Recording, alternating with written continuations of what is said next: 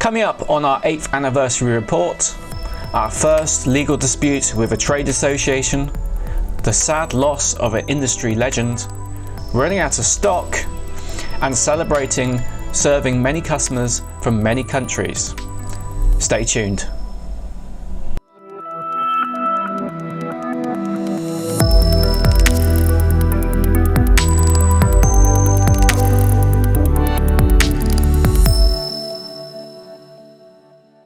Hello, welcome back to the channel. I'm David, I'm the co-founder of the business. This is our 8th year progress report. We try to make these videos every year, but the last one was for 2 years, and the feedback was, can you keep these a bit shorter please? And that's what I'm going to try to do with this one. So first up, in September 2023, we were resolving a dispute with the IPC. It was regarding the trademark use of their IPC CFX logo. Now, this is a situation I saw coming. So the IPC had been managing the standard of the CFX, the Connected Factory Exchange, and by doing that they had stamped their corporate identity on the logo that was being used throughout the promotion of this standard. There was no real detail of whether we could use it or not, but it seemed wise to use the same logo to promote the standard when we were selling products. However, out of the blue, we got an email from them saying that we were misusing their logo. And again, I saw this coming, because anyone who has a trademark knows they have to defend it or they have to license it in some way, and yet this logo, which was trying to promote this CFX, actually also had the IPC's corporate identity trademark on it. Many staff members knew about this use of the logo many years before, so it was a bit confusing to receive this email, but reading between the lines, the IPC had in the meantime created a validation system and a stamp of approval kind of logo, which actually a little bit differed from the logo. But clearly I imagine one of their members had flagged this up and said, well, why are we paying for this stamp of approval if this company is using it for free? But I saw this happening, and really it highlighted to me that the CFX needed a royalty-free logo. Anyway, we replied to their email and did what they said. We removed the logo, and we spent a lot of time airbrushing out the logo on our marketing material. Thankfully, the product in question hadn't been released, and it was simply a proof of concept. When we did this, when we replied back, and this was 3 months later, as they gave us a deadline, they replied back saying, actually, you can use the logo. And we thought, great.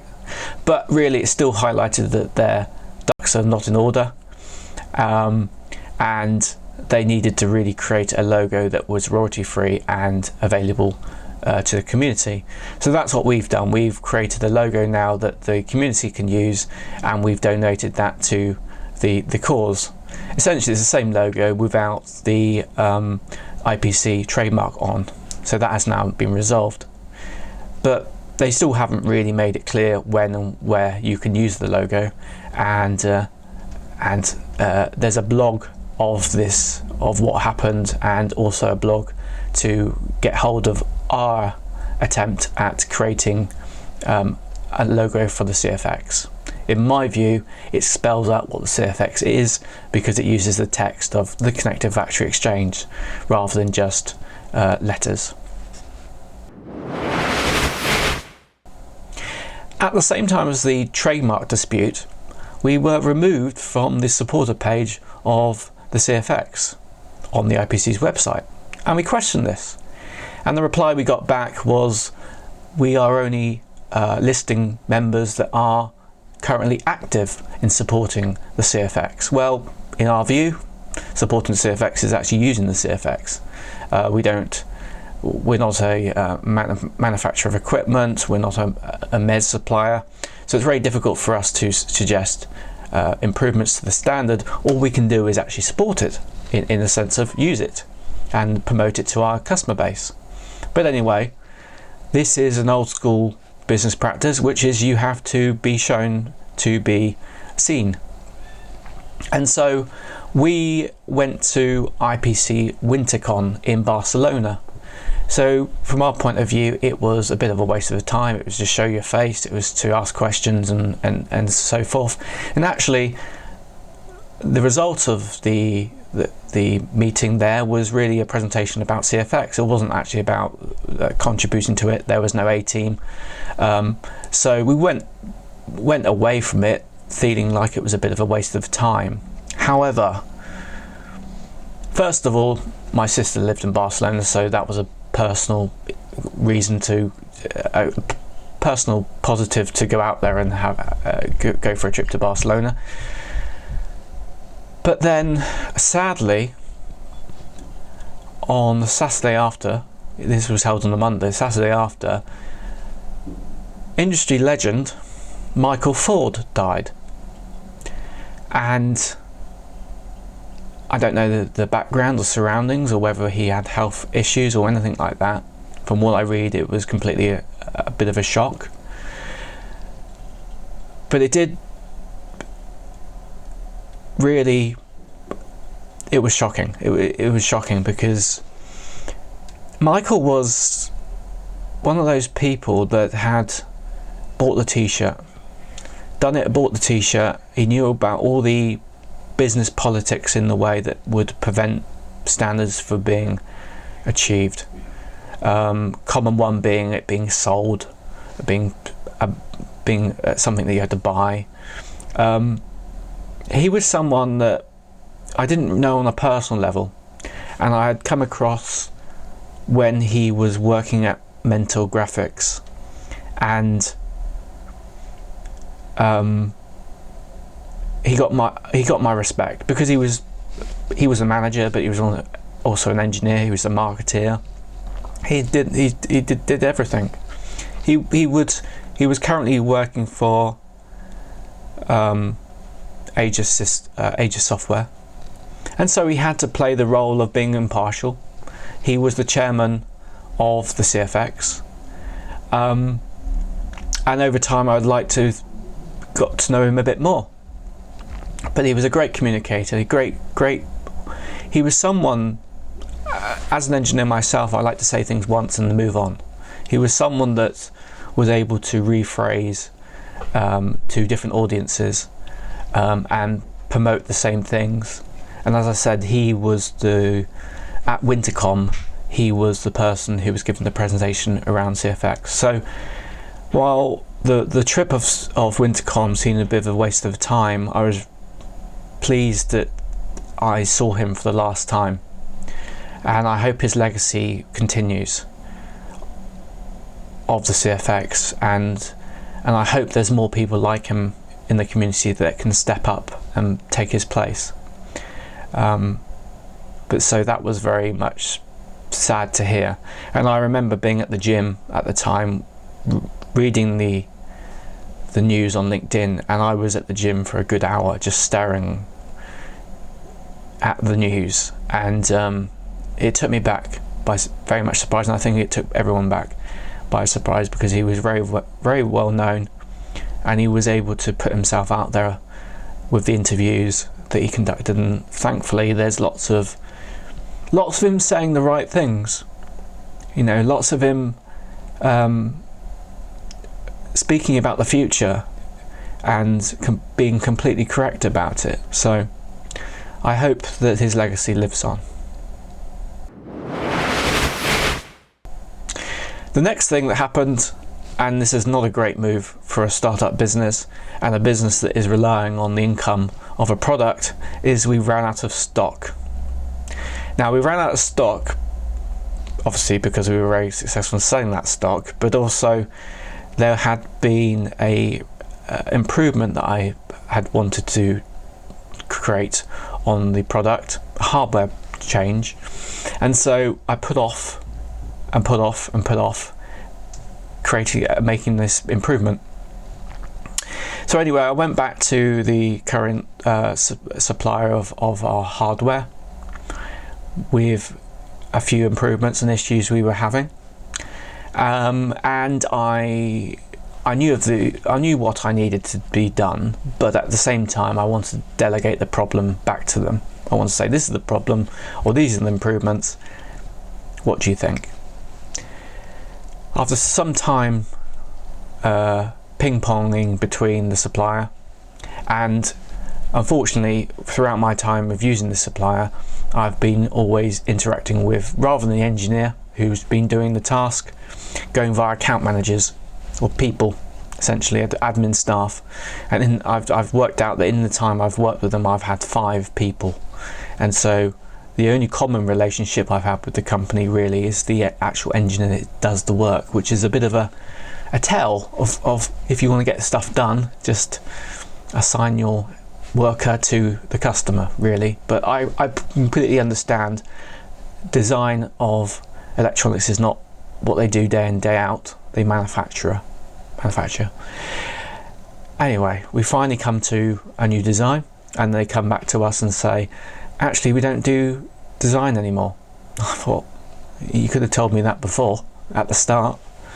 Anyway, we compromised.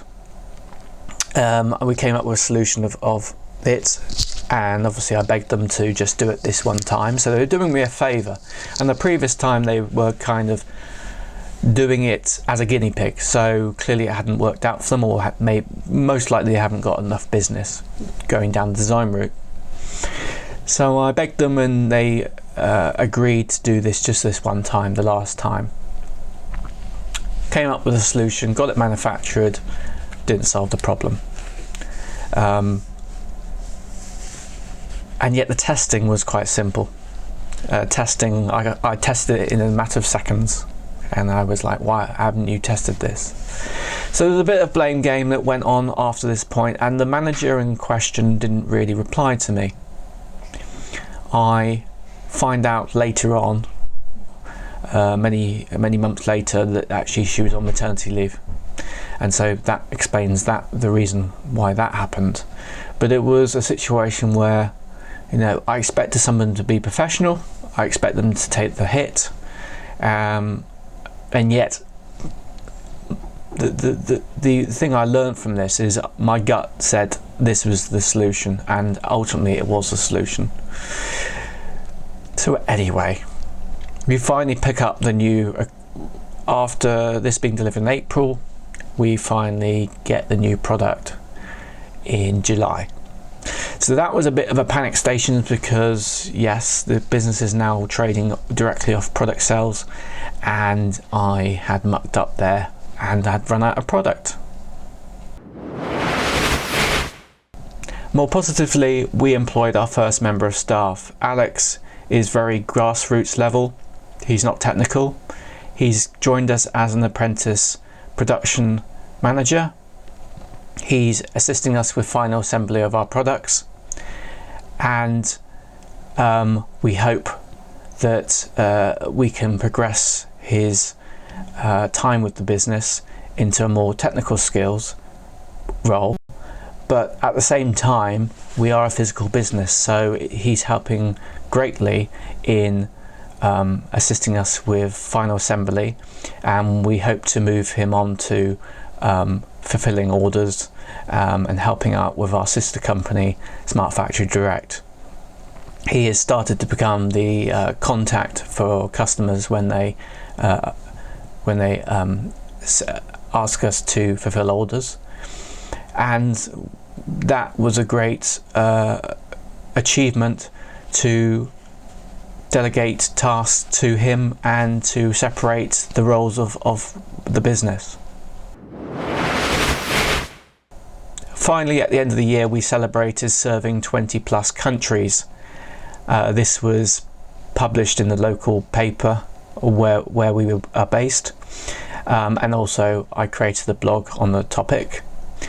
This was a great opportunity to get together the team that had supported the journey so far. And as I record this today, we actually serve 26 countries. It's opened up us to many opportunities to understand the industry. We are impartial to any suppliers of equipment. We are dealing with SMEMA, so that is across the industry, and it means that we have so much more contact with industry, and obviously getting the brand and the company out there. Finally, a few sales numbers. Within the year we secured 13 new customers, 2 repeat orders from the previous year, and 7 of these customers came back with reorders within the year. So we're starting to see organic growth from our customer base. We are still not doing any direct marketing. We are relying on SEO and word of mouth. However, we did focus on making our solutions ready for OEMs. These are equipment suppliers that might want to upgrade to Hermes, for example, but don't want to create their own solution. So this is a big opportunity to target board handling equipment suppliers, for example, that may have already tried to take a step towards Hermes, but now realise the niggles and the pain that they might go through if they want to support this, because it is a software product and they are a hardware company. So that's the kind of strategy that we will be using in the future. So I hope this progress report has been a bit shorter than previous years and easier to watch. Thank you for watching.